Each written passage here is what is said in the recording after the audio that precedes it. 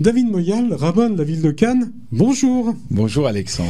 Alors je vous ai demandé de venir pour cette dernière émission de juin, c'est juste avant les vacances, pour que vous m'expliquiez ce qui se passe devant la grande synagogue en fin de journée, une fois par semaine, et je vous invite à regarder les images. Non.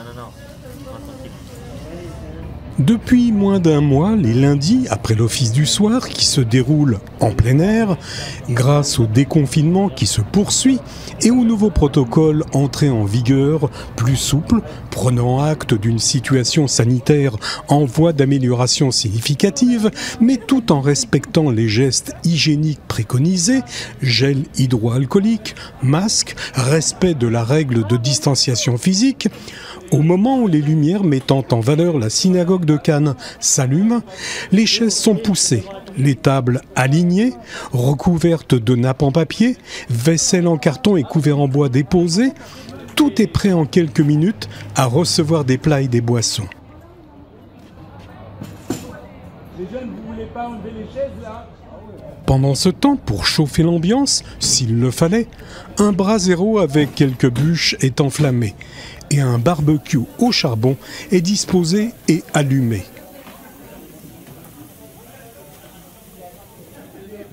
À partir de 20h, donc tous les lundis soirs, David Moyal, le rabbin de la ville de Cannes, a eu l'idée de rassembler les jeunes de Cannes et alentours et de les convier à une sorte de garden party dans les jardins et sur le parvis de la synagogue de Cannes, de leur offrir un repas suivi d'une soirée où ils vont pouvoir se rencontrer, se retrouver, sympathiser, échanger, chanter. Ambiance conviviale assurée.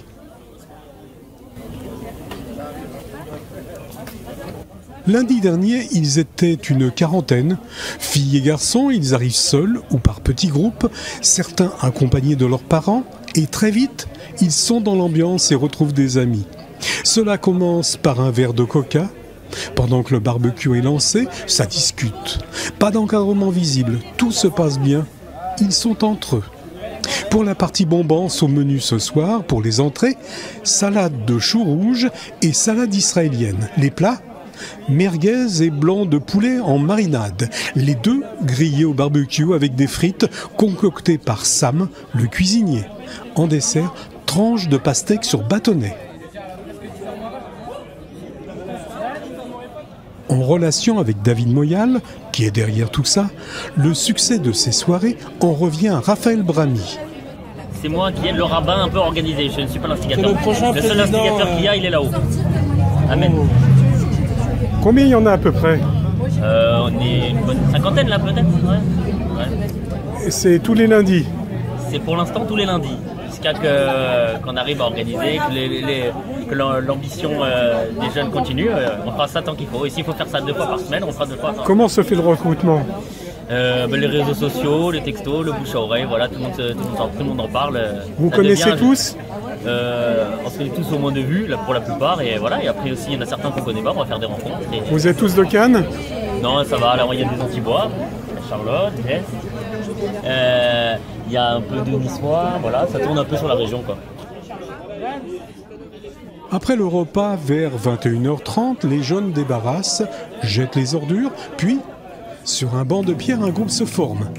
Shai est à la guitare, Jordan à la première derbouka et Inon à la seconde derbouka. Un cercle se forme autour d'eux et on chante, et même le rabbin y participe. La soirée se poursuivra en musique. Voilà, c'est pourquoi je vous propose que nous les laissions poursuivre, gentiment, simplement, calmement, et de nous retirer sans les déranger. Alors partons sur la pointe des pieds et laissons-les entre eux, car visiblement pour eux, la soirée ne fait que commencer.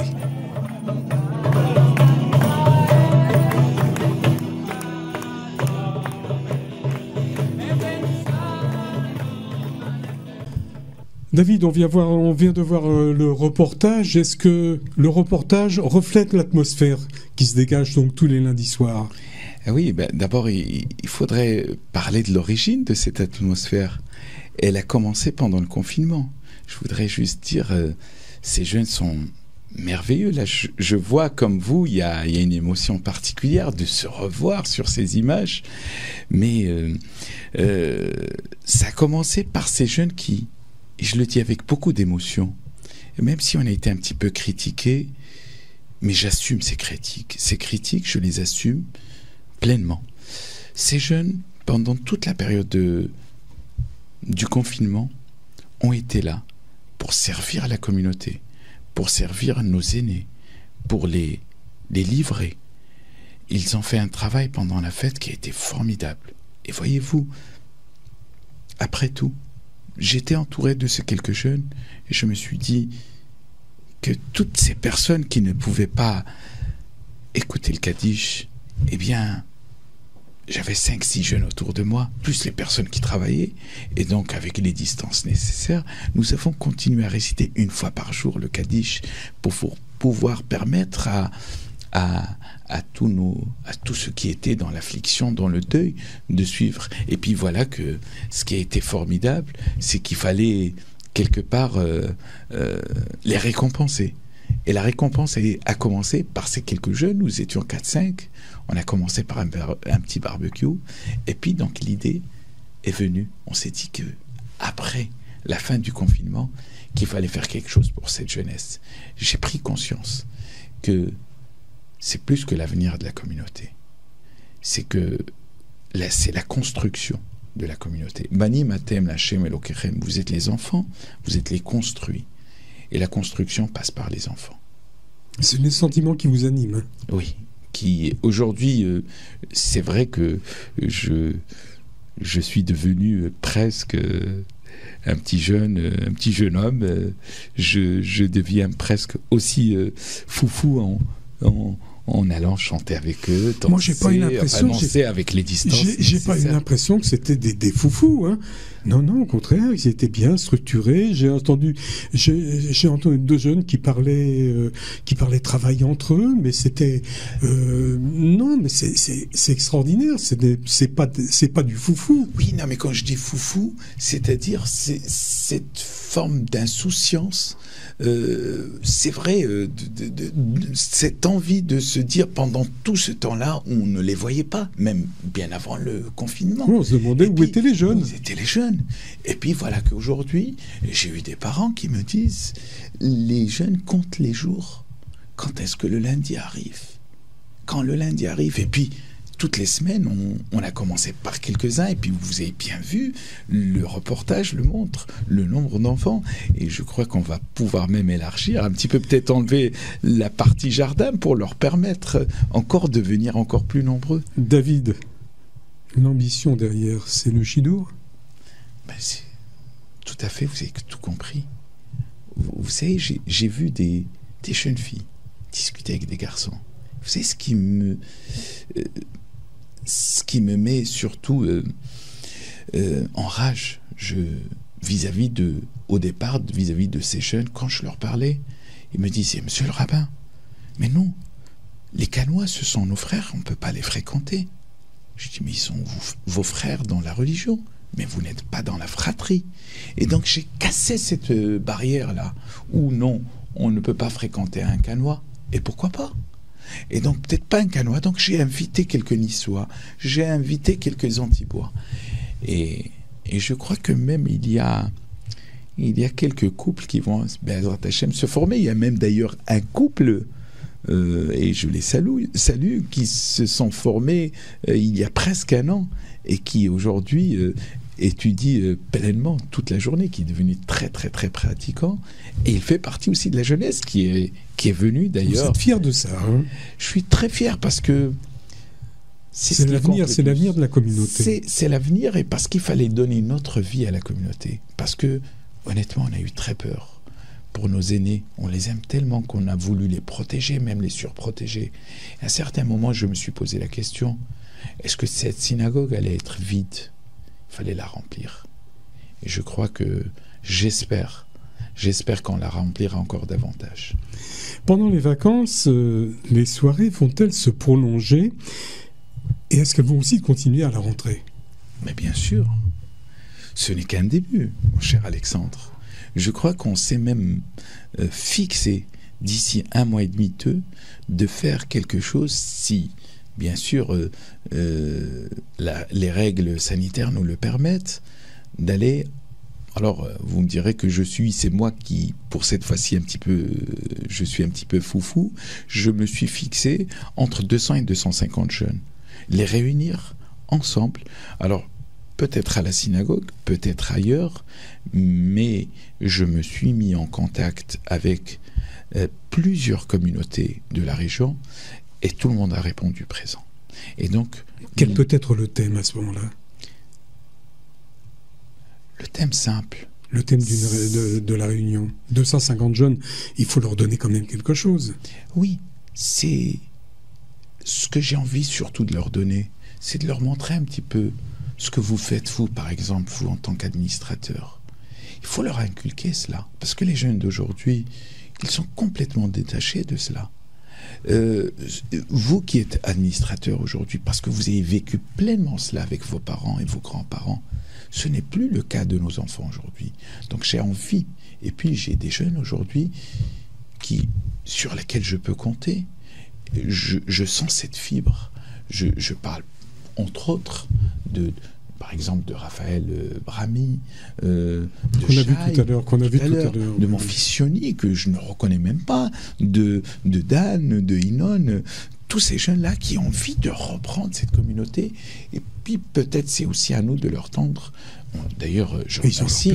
Ils ont leur place, et je remercie notre président qui a été à fond avec nous, parce que je voulais aussi associer la communauté avec, et je crois que c'est entre autres le premier départ. Après, bien entendu, le but c'est de construire le futur, c'est-à-dire des couples. Je fais beaucoup de mariages de l'extérieur. J'ai aussi envie de faire des mariages locaux. Pourquoi pas ? David, vous avez d'autres idées comme ça ? Oui, alors, voyez-vous, j'ai pas envie de m'éparpiller un petit peu, mais je crois ce genre de rencontre et convivialité, je crois qu'il n'a pas d'âge.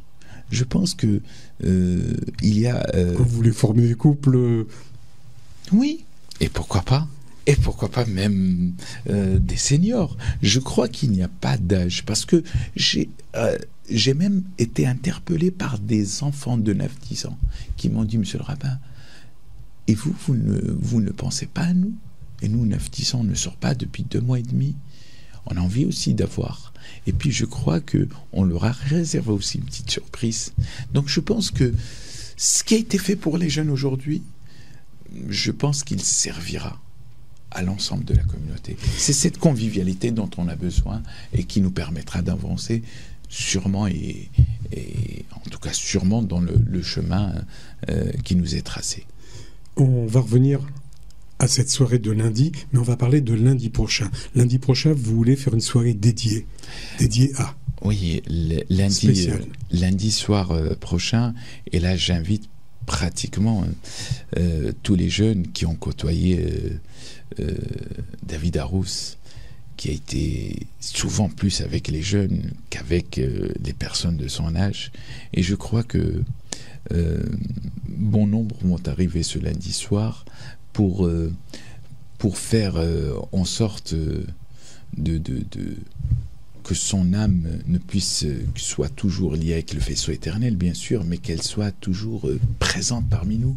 Parce que tantôt, il était à la portée même des tout petits, et je crois que lorsque j'en ai parlé, ils étaient tous émus, sans exception, et j'ai eu beaucoup d'appels de l'extérieur. C'est vrai que David nous manque beaucoup. David nous manque beaucoup. Moi, personnellement, j'ai avec beaucoup d'émotion. Partir en si peu de temps comme ça, on l'a dans notre cœur, on ne l'oublie pas. Et d'ailleurs, il y a quelque chose qui est prévu la semaine prochaine, ce lundi d'ailleurs, qui va être formidable. Et je voudrais quand même dire que ce que vous avez vu n'est qu'un début, mon cher Alexandre, parce qu'on va encore développer. Bon, écoutez, on reviendra faire un autre reportage. Je recevais pour la dernière émission de la saison David Moyal, le rabbin de la ville de Cannes, pour la conception et l'organisation des soirées pour les jeunes le lundi après l'office. Merci David. Merci, je souhaite à nos amis seniors aussi, canois et parisiens, et ceux qui arrivent un petit peu lyonnais, marseillais, leur souhaiter d'abord la bienvenue, et surtout, comme notre président le dit, de bien respecter les mesures sanitaires. Nous sommes encore, nous ne voulons pas faire peur aux gens, mais nous devons respecter cela pour continuer encore à être épargnés. Et je prie le Tout-Puissant qu'il nous épargne. Grâce à Dieu, notre communauté a été bien épargnée et qu'elle le soit encore davantage jusqu'à Bezrat Hashem, le plus longtemps possible. Amen. Merci à vous, Alexandre, et passez de très bonnes vacances. Merci beaucoup. Merci.